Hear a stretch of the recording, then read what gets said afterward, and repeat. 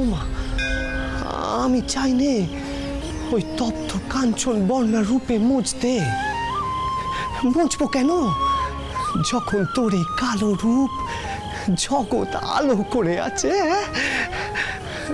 না মা, না, ও মা, যে যাই বলুক, আমি যেতে পারবো না তোরে ছেড়ে। না না না না, আমি যেতে পারবো না, যেতে পারবো না তোরে ছেড়ে মা। আমি আমার মারে ছেড়ে কোথাও যেতে পারবো না। ও সে যে যাই বলুক, যাই বলুক, আমি কোথাও যাবো না।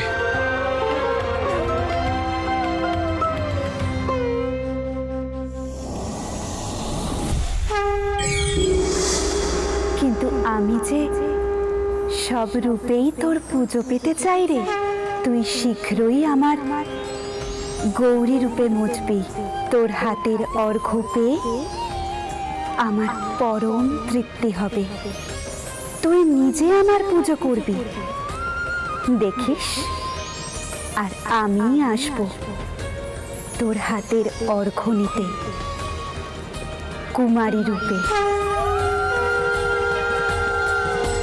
দেখি তো তুই কেমন করে আমায় ফিরিয়ে দিস।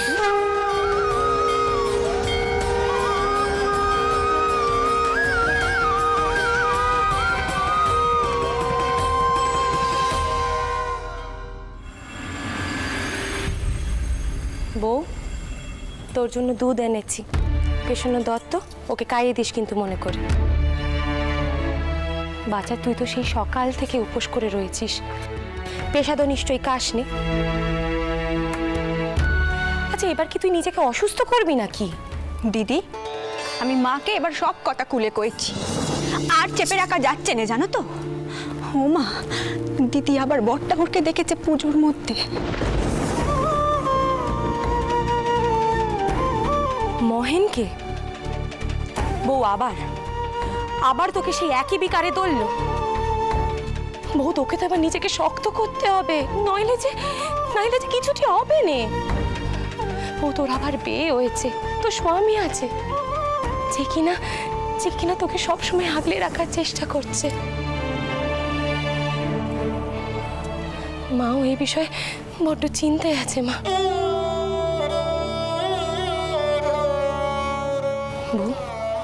বউ, এবার আমার কথা কানা মান বাঁচা।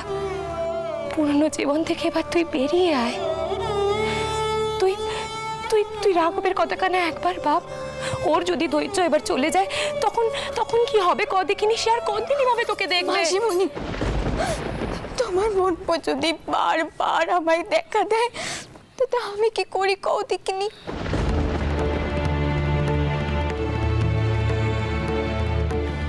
আজ তো তিনি নিজের মুখে আমায় কইলেন সুখী হওয়ার কথা। এতে আমি কি করে তেনাকে বলবো মাসিমণি? আমার স্বামী নিজের মুখে আমায় কইছেন অন্য সংসার করে সুখী হতে। এতে আমার পাপ বোধ হবে না মাসিমণি? বাচ্চা, তুই কেন এমনটা করছিস? কেন?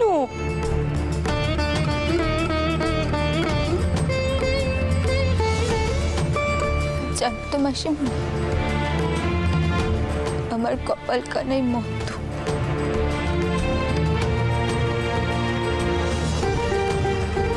সত্যি, যতদিন তিনি বেঁচে ছিলেন ততদিন আমি তেনার মন পেলাম।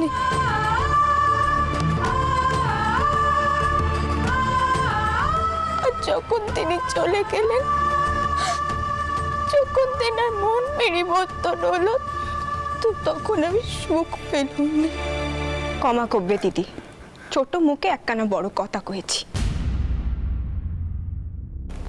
মাও আছেন এখানে, হয়তো এই কথাখানা আমার মুখে মানাবে না, তবে তাও কয়েছি।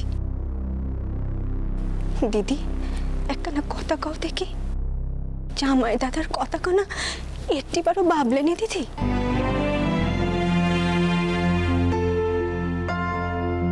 তেনার উপরে কোনো অন্যায় করছো না তুমি? তাতে কোনো পাপ বোধ নেই?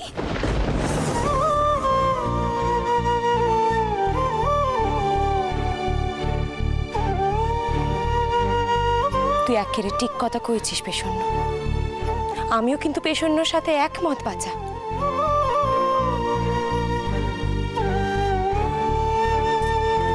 আচ্ছা, আমি আমার নিজের জীবন দিয়ে বুঝেছি, আমি আমার নিজের জীবন দিয়ে বুঝেছি যে অতীতকে আঁকড়ে ধরে থাকলে কোনো না পয়নে, শুধু যন্ত্রণাই পারে।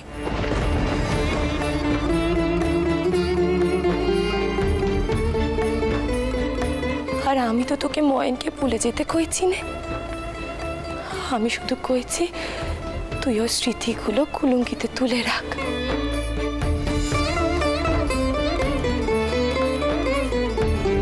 আর তুই যদি এই কাজ না করতে পারিস তাহলে যে বড় সর্বনাশ হবে বউ। দেখ বাচ্চা, আমি তোর সম্মুখে সব কথা কইতে পারবো না, তুই আমার মেয়ের মতো। আমি শুধু তোকে বুঝিয়ে এই কথা কানে কইতে পারি যে আমি রাঘবের যন্ত্রণা কানা বুঝি মা। আর মহেন্দ্র তোকে নিজে কইছে সে তোকে সুখী দেখতে চায়, তাহলে কেন তুই এভাবে নিজেকে আটকে রাখছিস? ও কি রাঘব দাদা? মা, কি হয়েছে কি? মা, রাঘব দাদা এখানে দাঁড়িয়ে তোমাদের সব কথাই শুনেছেন। ও কি কি কথা কইছিস কি? দাঁড়া, আমি এক্ষুনি রাঘবকে করে পাঠাচ্ছি।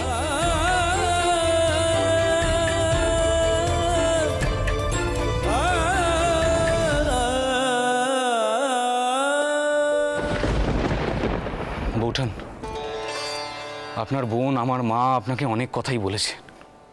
আমি শুধু আপনাকে একখানেই কথা বলতে চাই, দয়া করে রাঘব দাদা আসলে এবার আপনার দ্বিধাদ্বন্দ্বটুকু কাটিয়ে নিন, নইলে তাকে বোধহয় আর এ বাড়িতে ধরে রাখা যাবে না বৌঠান। তারও তো একখানা মর্যাদা আছে, তাই না? আর এই যে আপনি, জ্ঞানের নাড়ি তো একেবারে টনটনা হয়ে উঠেছে আপনার। তা আমাদের যে এখন এই ঘর থেকে চলে যেতে হবে সেই জ্ঞানটুকু বোধহয় হয়নি। দেখেছো দিদি, দেখেছো তোমার টাউরপো আমায় কিরম করে কথা শোনাচ্ছেন? পেশন্য টাউরপো কথা শোনালেও এখন তো তোর কান আপনাকে নে, আগে নয় ভয় পেয়ে যেতিস। ভাই টাউরপো, তোমরা আমায় ভুল বুঝো না। না না বৌঠান, এই আপনি কি বলছেন?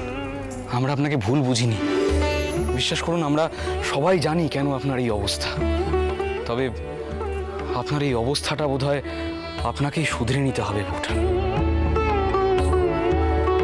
এটুকুই বলছি।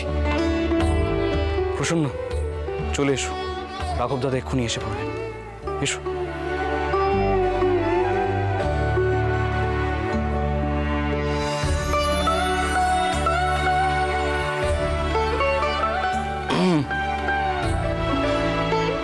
বুদ্ধিশুদ্ধি তো ইদানিং বেশ ভালোই হয়েছে দেখছি, বৌঠানকে একেবারে মোক্ষম জায়গায় ঘা দিয়েছ।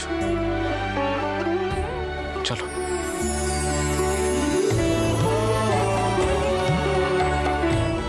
জামাই দাদার কথা কোনা একটিবারও ভাবলেনি দিদি?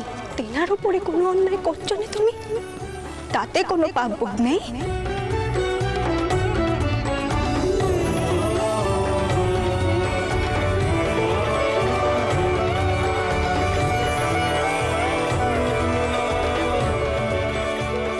বিশ্বাস করুন আমরা সবাই জানি কেন আপনার এই অবস্থা। তবে আপনার এই অবস্থাটা বোধহয় আপনাকেই শুধরে নিতে হবে বৌঠান।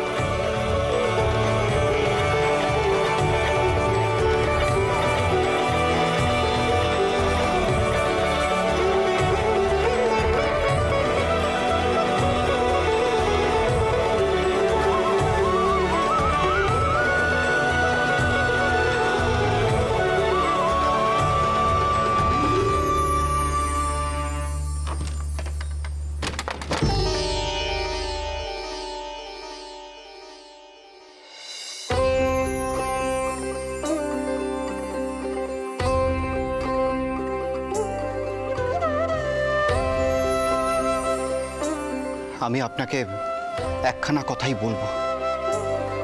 আমার সাথে গুরুমশাইয়ের আজ দেখা হবে। গুরুমশাই কলকাতা শহরের আশেপাশে অনেক বিদ্যালয়ের সঙ্গে যুক্ত। আমি সেখানে শিক্ষকতার কাজ নিয়ে চলে যেতে চাই। আমি জানি আপনার মনের মধ্যে একটা বড় টানাপোড়েন চলছে। এই টানাপোড়েন আমি বুঝতে পারবো না, কারণ আমার জীবনে এরকম অভিজ্ঞতা হয়নি। আপনি সারাক্ষণ বিবেক যন্ত্রণায় ভুগছেন, আর তার জন্য আপনার শরীর অসুস্থ হয়ে পড়ছে। এমনটা আমি হতে দিতে পারি না। আপনি বিশ্রাম নিন।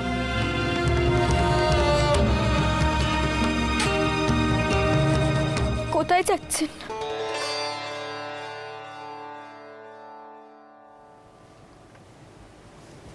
বাইরে গুরুমশাইয়ের সাথে দেখা করতে। আপনিও আমাকে ত্যাগ দিতে চাইছেন?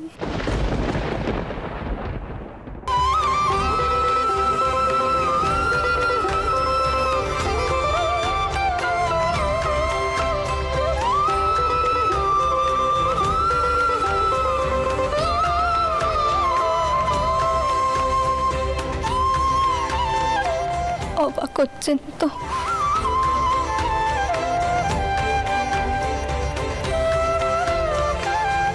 আসলে আমি জানি আমি আপনার সাথে খুব খারাপ আচরণ করেছি, কিন্তু না না, আমি সেই কারণে যেতে চাইছি না।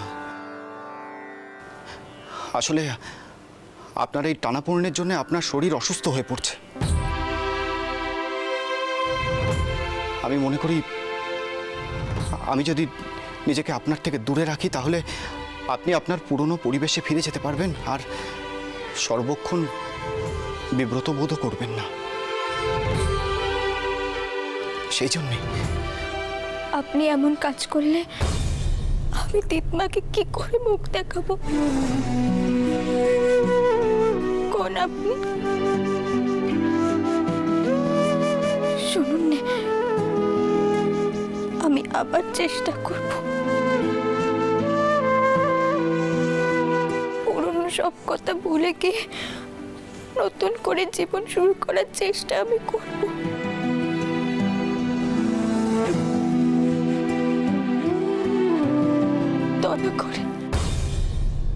দয়া করে আমাকে একখানা সুযোগ দিতে পারবেন না? কন্যা, পারবেন না? আমি সত্যিই চাই না আপনি জোর করে কিছু করুন।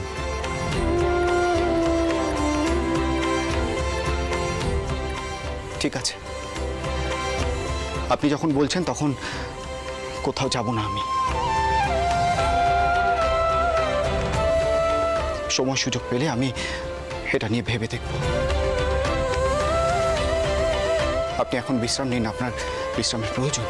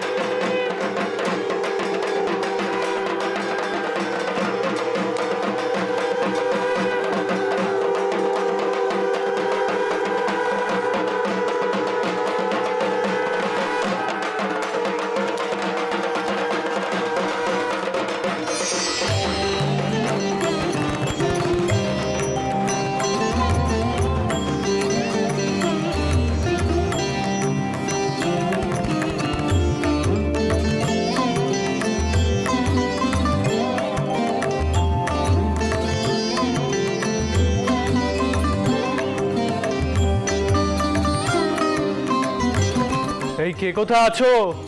কুমারী ভোজনের সামগ্রী তোলানোর ব্যবস্থা করো। শুনছেন, আমি বলছি কি কয়েকটা ফুলের দেখেছো এক্ষুনি পড়ছিলে? হ্যাঁ, পড়ে গেলে কি হতো? পায়ের ব্যথা কেন তো এখনো যায়নি। পুজোর মধ্যে যদি পড়ে যেতে, হাত পা ভাঙতে, কি হতো? আর বৌমারা সব কোথায়? আসছে, সকলে আসছে। এত সকাল সকাল ওরা আসতে পারে নাকি মণ্ডপে? আপনি খালাকানা দিন। থাক, অনেক হয়েছে। তুমি মণ্ডপে যাও, আমি দিয়ে আসছি। কি করছেন কি আপনি? লোকেরা দেখলে কি কইবে কোন দেখিনি? দিন তো খালাকানা দিন। দেখেছো, এই জেদের জন্য আমি একদিন পাগল হয়ে যাব। যা ভালো বোঝো করো। রাঘব দাদা, আমি তোমায় বারবার বলেছিলাম ওই হ্যালিরে সাহেবকে স্নান যাত্রার সময় লেঠেল দিয়ে ঘেরাও করে শিক্ষা দেওয়া উচিত ছিল।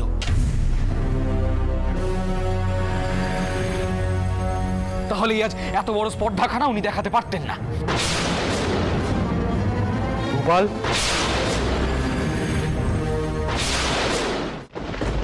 কি হয়েছে? হ্যালিরে সাহেব আবার কি করেছে?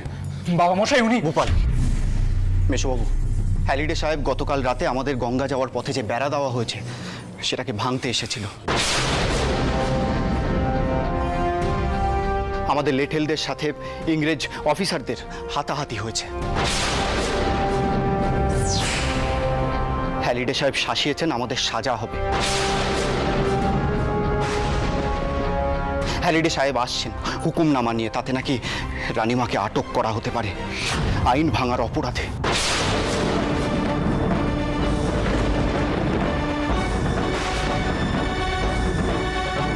কে আটক করবেন রানীমাকে? এত বড় সাহস! কি এসব কি কইছেন কি আপনারা? মাকে আটক করা হবে মানে কি? তুমি আবার মণ্ডপ থেকে উঠে এলে কেন? শোনো, আমি থাকতে মাকে কেউ আটক করতে পারবে না, এ সম্ভব নয়। আজ আমিও দেখব কোম্পানি বাহাদুরের কত বড় দৌড়। পাল, লেঠেল দলকে তৈরি থাকতে বলো।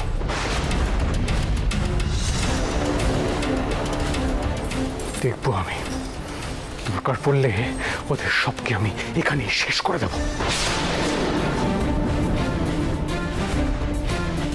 শেষ করে দিয়ে নিজে গারদে যাব, কিন্তু মাকে অসম্মানিত হতে দেব না।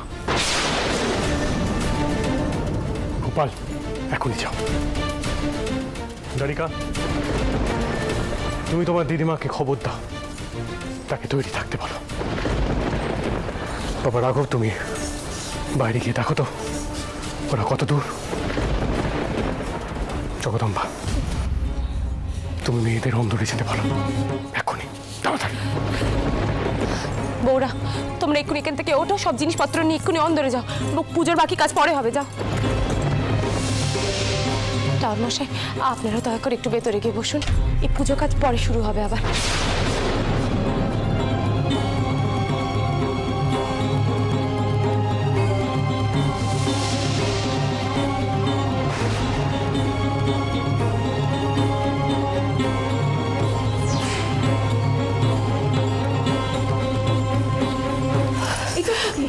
কি হচ্ছে রে? সবাই আলালে পালিয়ে যাচ্ছে কেন? বদ্দি, সব কথা তুমি পরে কইবো। চলো চলো, আগে তুমি ভেতরে চলো।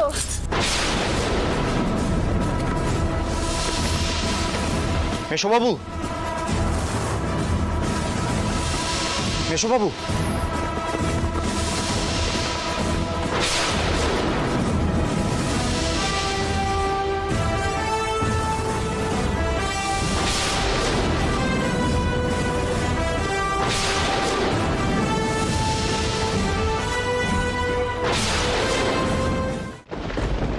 বলুন সাহেব, কিভাবে আমি আপনার সেবা করতে পারি?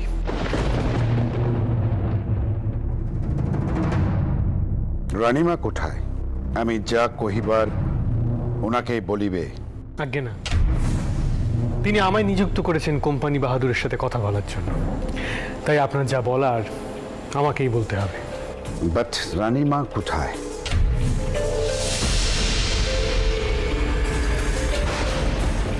এই সময় ওনাকে প্রেজেন্ট থাকিতে হইবে।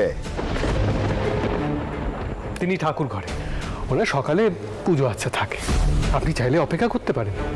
কিন্তু দেখুন, আজ আমাদের দুর্গাপুজোর একটা বিশেষ দিন, আমাদের অনেক কাজ আজ। শাক কাঁসর ঢাক এসব বাজবে, আপনার তো আবার শব্দবাদ দিতে অসুবিধে। তাই বলছিলাম আপনি অত কষ্ট না করে যা বলার আমাকেই বলতে পারেন। লিসেন মিস্টার বিশ্বাস, আমি কিন্তু আজ এখান থেকে খালি হাতে ফিরিয়া যাইতে আসি নাই।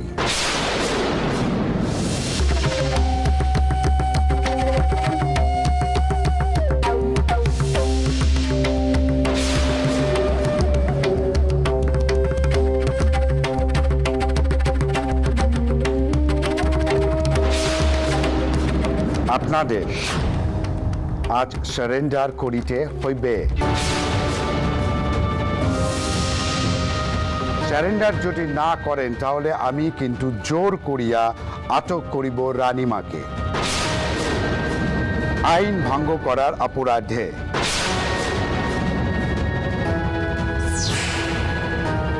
আমি কিন্তু তৈয়ারি হইয়া আসিয়াছি।